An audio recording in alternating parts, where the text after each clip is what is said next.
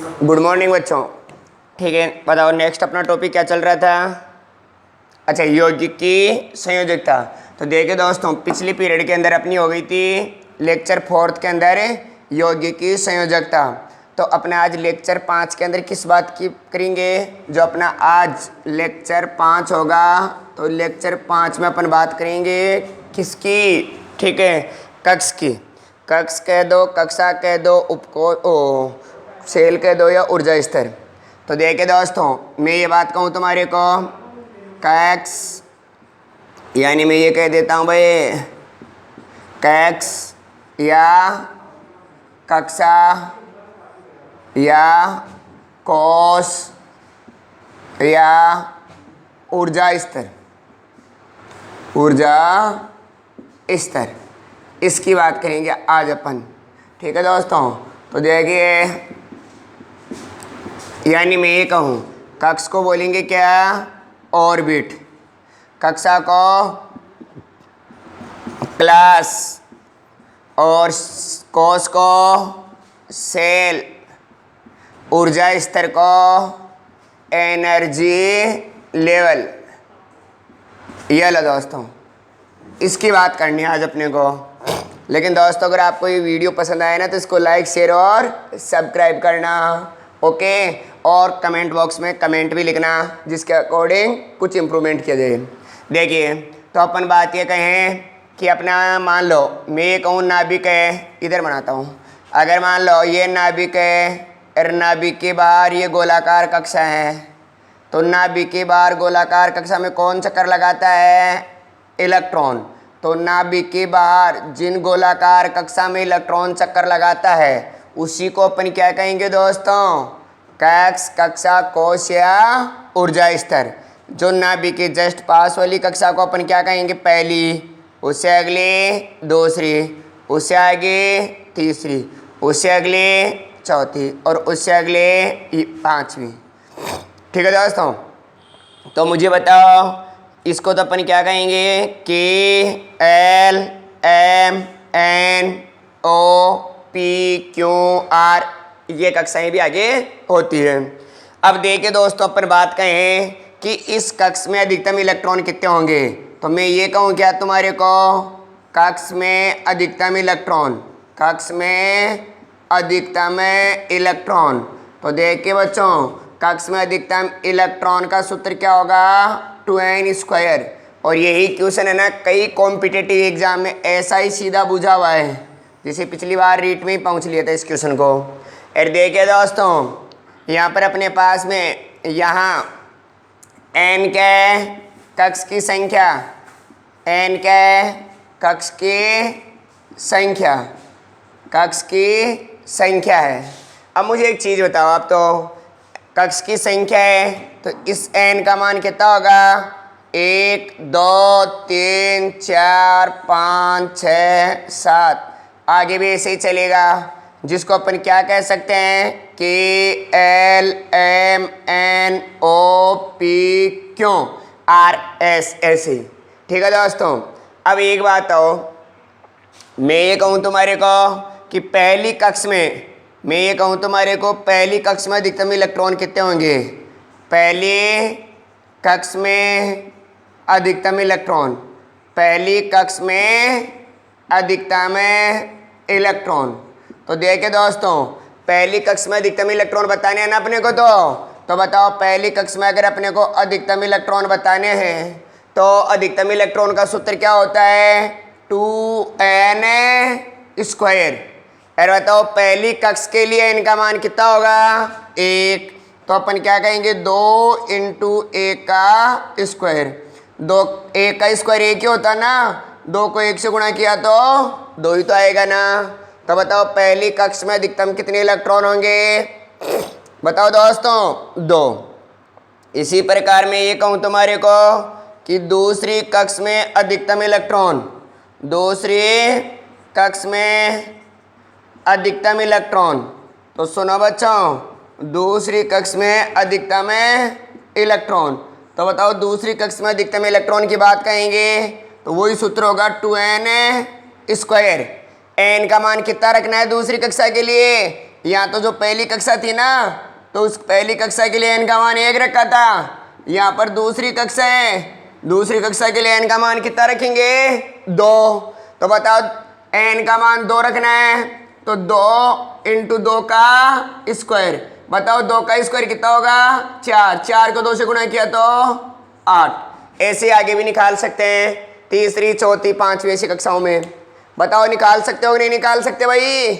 निकाल सकते हैं। तो सुन लो एक सेकंड दोस्तों, देखो मैं ये कहूँ तुम्हारे को कक्ष, कक्षा, कोष या ऊर्जा स्तर, जो अपना लेक्चर 5वां है, यानी कक्ष को इंग्लिश में क्या बोलते हैं? ऑर्बिट। कक्षा को क्लास, कोष को सेल और ऊर्जा स्तर को एनर्जी लेवल। ये नाभिक है, नाभिक के बाहर गोलाकार कक्षा में कौन चक्कर लगाता है? इलेक्ट्रॉन। ये पहली कक्षा, दूसरी, तीसरी, चौथी, पांचवी, जिसको अपन क्रम से क्या कह सकते हैं? KLMNO। ठीक है दोस्तों, अब सुनिए, कक्ष में अधिकतम इलेक्ट्रॉन का सूत्र क्या होगा? 2n²। और यहाँ n क्या है? कक्ष की संख्या। तो इस n का मान कितना है? 1 2 3 4 5 6 7 से लेकर के अनंत तक, जिसको अपन क्या कह सकते हैं? KLMNOPQR ऐसे भी कह सकते हैं। बताओ पहली कक्ष में अधिकतम इलेक्ट्रॉन, सूत्र वही होगा 2n²। n का मान कितना रखेंगे पहली कक्ष के लिए? 1। तो n का मान 1 रख दो, 1 का स्क्वायर करेंगे तो कितना आएगा? 1 ही आएगा ना। 1 को 2 से गुणा किया तो 2। इसी प्रकार दूसरी कक्ष में अधिकतम इलेक्ट्रॉन, वही सूत्र लगाएंगे 2n²। n का मान कितना रखेंगे दूसरी कक्षा के लिए? 2। तो देखो 2 इंटू 2 का स्क्वायर, 2 का स्क्वायर कितना होता है? 4। 4 को 2 से गुणा करो तो 8। बताओ दोस्तों समझ में आया कि नहीं आया? क्लियर है ना? अब देखिए जो इससे क्वेश्चन बनेंगे उसकी बात कहूँ मैं। एक बात आओ, मैं ये कहूँ तुम्हारे को कि कक्ष में अधिकतम इलेक्ट्रॉन होते हैं 2n²। जो 2n² है उसमें से n² तो क्लॉकवाइज होंगे और n² एंटी क्लॉकवाइज होंगे। तो अगर मान लो मैं क्वेश्चन ये कह दूं कि कक्ष में अधिकतम इलेक्ट्रॉन का जो फॉर्मूला लिखा है 2n², कक्ष में अधिकतम इलेक्ट्रॉन का जो सूत्र लिखा अपन ने 2n², इसमें से n² तो क्या होंगे? क्लॉकवाइज, और n² क्या होंगे? Anti clockwise. तो इसका मतलब मैं क्वेश्चन ये बना दूं कि एक कक्ष में समान चक्रण वाले अधिकतम कितने इलेक्ट्रॉन हो सकते हैं? तो बताओ 2n² होंगे, n² होंगे, n होंगे या 1 होगा? n² होंगे। क्यों होंगे? क्योंकि अपने को पता है कक्ष में अधिकतम इलेक्ट्रॉन कितने होते हैं? 2n²। तो इस 2n² में से n² तो क्लॉकवाइज और n² एंटी क्लॉकवाइज। तो इसका मतलब कक्ष में एक समान चक्रण वाले, मिक्स सेंटेंस सुनना, एक कक्ष में समान चक्रण वाले अधिकतम कितने इलेक्ट्रॉन होंगे? n², क्योंकि n² क्लॉकवाइज और n² एंटी क्लॉकवाइज। क्लियर है बच्चों? ओके, अब देखो इससे जो क्वेश्चन पहुंच सकता है, क्वेश्चन बनाता हूं पहले इसका। जो कक्ष में अधिकतम इलेक्ट्रॉन था ना, उसकी बात करूं। अगर मान लो मैंने क्वेश्चन कहा, ठीक है, क्वेश्चन देखिए दोस्तों, मैं ये कहूं तुम्हारे को पी कक्ष में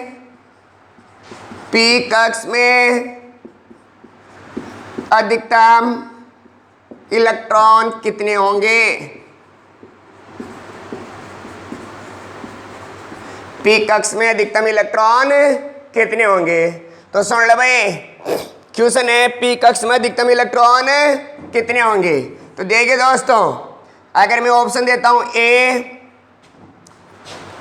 2, बी 6, सी 36, डी 72। तो देखिए दोस्तों, इसका बताओ आंसर क्या आएगा? देखिए ना भाई, सभी जैसे तुम छक को क्लिक करते हो, अब तुम्हारे को क्या याद रह रखा है? तुम सीधी सी बात करते हो SPDF उपकोष की। भाई S में 2, P में 6, D में 10, F में 14। अब मैंने क्या लिख दिया? P कक्ष। अरे भाई मैं ये कहता P उपकोष में अधिकतम कितने इलेक्ट्रॉन है, तब बोलते छे। तो मैं तो क्या कह रहा हूँ? P कक्ष कह रहा हूँ। ठीक है ना। तो देखिए इधर सोचो, इसका आंसर 72 आएगा। कैसे आएगा सुनना इसका हिंट, इसके लिए सुनना इसका हिंट।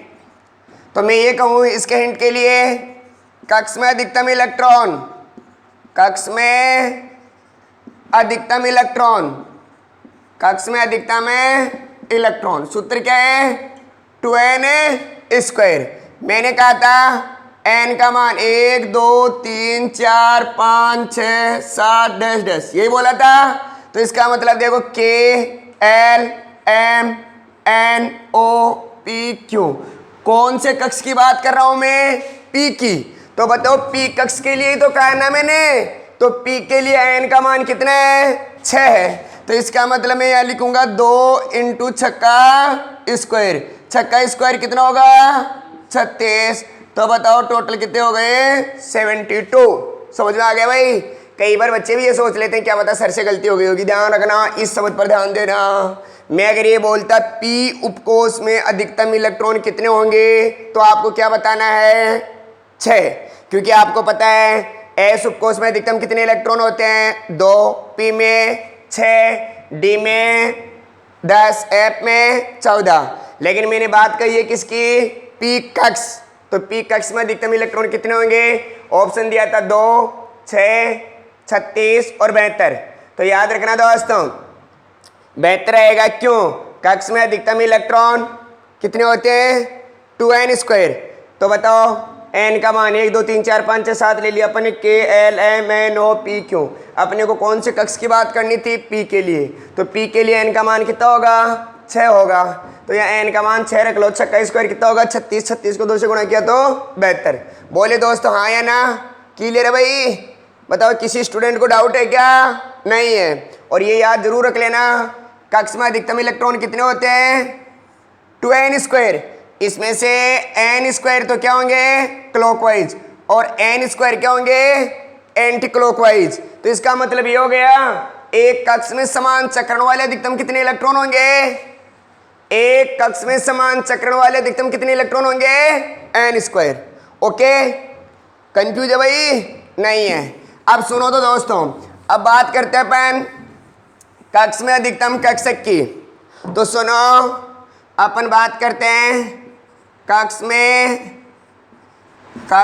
अधिकतम कक्षक, कक्ष में अधिकतम कक्षक। तो कक्ष में अधिकतम कक्षक का सूत्र क्या आएगा n²। कक्ष में अधिकतम कक्षक का सूत्र आएगा n²। कक्ष में अधिकतम कक्षक का सूत्र क्या आएगा दोस्तों n²।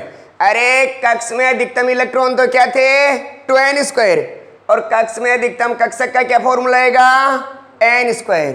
तो बताओ दोस्तों, पहले कक्ष में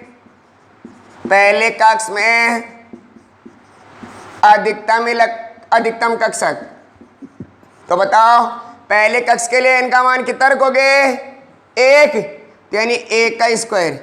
अरे पहले कक्ष के लिए n का मान कितना रखोगे 1 रखोगे, तो यानी 1 का स्क्वायर कितना हो जाएगा 1। ये लो, मैं ये कहूँ दूसरे कक्ष में अधिकतम कक्षक, दूसरे कक्ष में अधिकतम कक्षक n का मान कितना होगा। अरे दूसरे कक्ष के लिए अधिकतम कक्षक, तो n का मान कितना होगा दूसरे कक्ष के लिए 2, तो 2 का स्क्वायर कितना आएगा 4। मैं बात कहूं तुम्हारे को तीसरे कक्ष में अधिकतम कक्षक, अधिकतम कक्षक, तो 3 का स्क्वायर, 3 का स्क्वायर कितना होगा 9। मैं कहूँ चौथे कक्ष में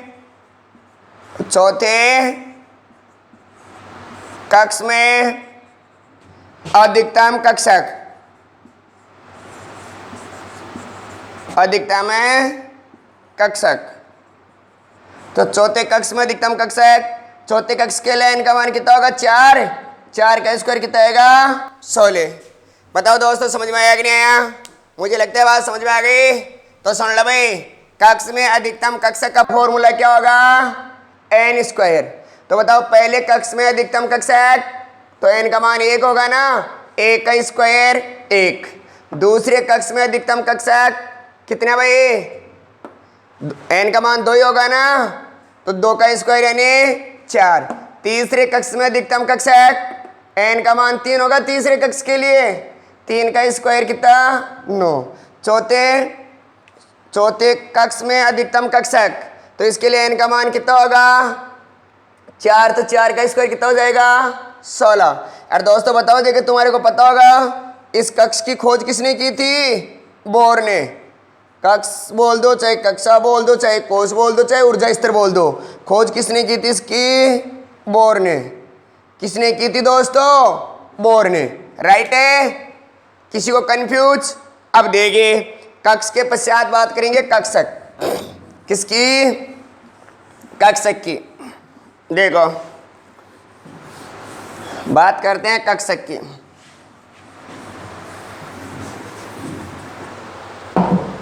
देखिए कक्षक, ऑर्बिटल, कोई ऐसा क्षेत्र हो जहां इलेक्ट्रॉन के पाए जाने की प्रायिकता क्या हो, सर्वाधिक हो, तो वो क्या कहलाएगा, कक्षक कहलाएगा। समझ आ गया दोस्तों? ऐसा क्षेत्र जहां इलेक्ट्रॉन के पाए जाने की प्रायिकता क्या हो, सर्वाधिक हो, वो क्या कहलाएगा, कक्षक। तो मैं ये कहूं क्या, ऐसा क्षेत्र जहां इलेक्ट्रॉन के पाए जाने की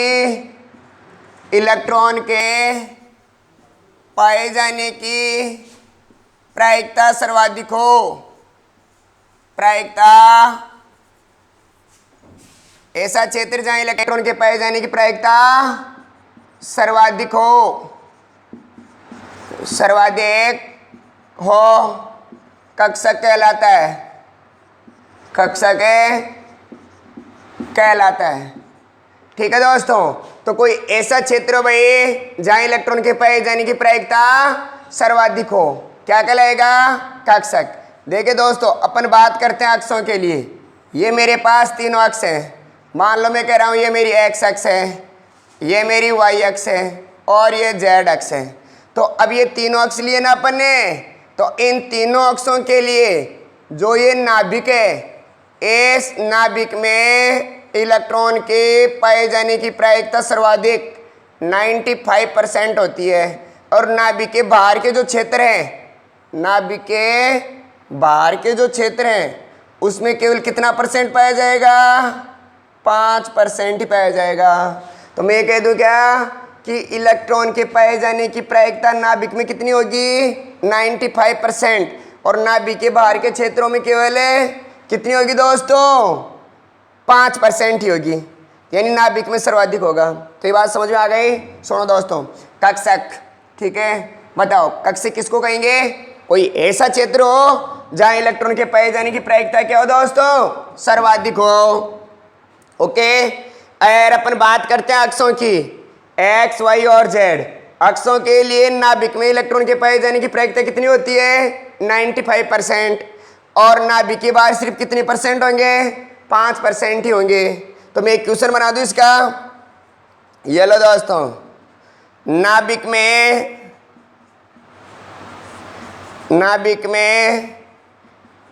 इलेक्ट्रॉन के पाए जाने की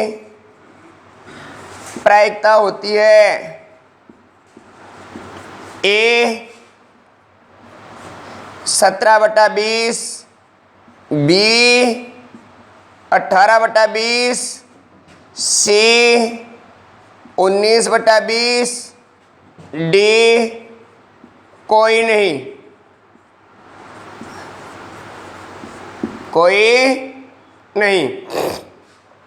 ओके दोस्तों, तो अब देखिए इसका आंसर क्या आएगा, सही है। क्यों दोस्तों, देखो इसका भी हिंट सुन लो। अपने इसके हिंट की बात कर लेते हैं। तो हिंट देखिए इसका क्या होगा, अपने को पता है नाभिक में इलेक्ट्रॉन के पाए जाने की प्रायिकता कितनी थी? 95%। नाभिक में इलेक्ट्रॉन के पाए जाने की प्रायिकता 95%। और परसेंट को उठाएंगे तो क्या हो जाएगा? 100 लगाएंगे ना, तो 95/100। 5 से 95 तो कितनी बार कटेगा? 19 बार। और 100 20 बार। बोलो 19/20 आंसर आया कि नहीं आया? मुझे लगता है समझ में आ गया होगा बात। बताओ किसी स्टूडेंट को डाउट है क्या? अरे डाउट है क्या? नहीं है। क्लियर? ओके। अब देखिए बात करते हैं उपकोष। देखिए दोस्तों, अब बात करेंगे किसकी? उपकोष की। तो देखिए दोस्तों सुनो, उपकोष की बात करते हैं। देखिए दोस्तों, उपकोष यानी सब सेल। सब सेल। देखिए दोस्तों, सब सेल। तो सब सेल की अगर अपन बात कहें तो याद रखना दोस्तों, इसकी खोज किसने की थी? सोमरफील्ड ने। खोज किसने की थी दोस्तों? सोमरफील्ड ने। खोज किसने की? सोमरफील्ड ने। और मैं ये कह दूं क्या कि कक्षक आपस में मिलकर क्या बनाते हैं? उपकोष। यानी कक्षकों का समूह क्या कहलाता है? उपकोष। कक्षकों का समूह। कक्षकों का समूह अर्थात कक्षक आपस में मिलकर उपकोष बनाते हैं। उपकोष बनाते हैं। समझ आ गया दोस्तों? तो बताओ भाई, उपकोष की खोज किसने की थी? सोमरफील्ड ने। और कक्षकों का समूह क्या कहलाएगा? उपकोष। अर्थात कक्षक आपस में मिलकर क्या बनाएंगे? उपकोष। अब ध्यान रखना दोस्तों, ये उपकोष है ना अपना, ये 4 प्रकार का। वैसे अगर आप ये मत कहना कि सिर्फ 4 का ही होता है, क्योंकि अपना जो सिलेबस है, ठीक है, 11 12 BSc का, यानी तुम्हारा कॉम्पिटिटिव, इसमें बस केवल 4 ही उपकोष के लिए बता रखा है। इसलिए अदरवाइज जैसे SPDFGH आगे भी होते हैं, लेकिन अपने को केवल कितने की बात करनी है? 4 की। ठीक है, क्योंकि जो अपना 11 12 का है, जेट का यानी BSc, यहाँ तक केवल यही 4 आते हैं। एक S उपकोष, एक P उपकोष और एक D उपकोष, और एक F उपकोष। देखिए दोस्तों, S का मतलब क्या है? शार्प। यानी कहने का मतलब देखो, ये S किससे लिया गया है? शार्प से। शार्प यानी सतही। इसमें इलेक्ट्रॉन कहाँ पाए जाते हैं? सतह पर। P का मतलब क्या है? प्रिंसिपल। P का मतलब क्या है? प्रिंसिपल यानी मुख्य। इसमें इलेक्ट्रॉन कहाँ पाए जाते हैं भाई? मुख्य एक्स पर। इसमें इलेक्ट्रॉन कहाँ पाए जाते हैं? मुख्य एक्स पर। D का मतलब क्या है? डिफ्यूज्ड। D का मतलब क्या है? डिफ्यूज्ड यानी विस्तृत। डिफ्यूज्ड यानी विस्तृत, यानी इसमें इलेक्ट्रॉन अक्षों के ऊपर भी पाए जाते हैं और अक्षों के बीच में भी। और F का मतलब है फंडामेंटल यानी सैद्धांतिक। इसमें किसके अनुसार लेंगे? किसी सिद्धांत के अनुसार। तो सुनो दोस्तों, मैं ये कहूँ तो हमारे को जो अपन उपकोष की बात कही थी, उपकोष कितने? 4 की बात करनी है ना अपने को। यहाँ तो S का मतलब क्या होगा? शार्प यानी सतही, इसलिए इसका S ले लिया। P का मतलब प्रिंसिपल मुख्य। D का मतलब डिफ्यूज्ड यानी विस्तृत, इसका मतलब अक्षों के ऊपर भी पाए जाते हैं और अक्षों के बीच में भी। और F का मतलब फंडामेंटल यानी सैद्धांतिक, किसी सिद्धांत के अनुसार। ओके भाई। S उपकोष की आकृति कैसी होती है? इसकी आकृति कैसी होगी दोस्तों? गोलाकार। एस उपकोष की आकृति कैसी होगी भाई? गोलाकार। ओके दोस्तों, पी उपकोष की आकृति कैसी होगी? डमलाकार। डमलाकार। ये बीच के अंदर मैंने दोनों पालियों के बीच में जो ये बनाया ना, ये नोडीय सतह है, नोडीय तल। अब क्या होता है इसका बाद में करेंगे डिस्कस, ठीक है? अभी तो बना देता हूं, फिर अपन पढ़ेंगे नोडीय पृष्ठ, नोडीय सतह या नोडीय तल, वहां पर करेंगे इसका डिस्कस। द्विडमलाकार, ये द्विडमलाकार, द्विडमलाकार। और डी क्या करती है? द्विडमलाकार। इस क्या करती है? द्विडमलाकार, द्विडमलाकार। और इस क्या करती है? जटिल। ठीक है, देखिए तो इस क्या करती तो कैसी है? गोलाकार। पी क्या करती? द्विडमलाकार। और डी क्या करती? द्विडमलाकार। और एफ क्या करती? जटिल। लेकिन इसको पूरे सिस्टम से दोस्तों अपन नेक्स्ट पीरियड में लेंगे, थोड़ी सिस्टम ऐसे ही है, ठीक है? क्योंकि सिस्टम में थोड़ा सही सेट नहीं हो रहा है, ठीक है? तो इसको नेक्स्ट पीरियड में लेंगे दोस्तों। जय हिंद।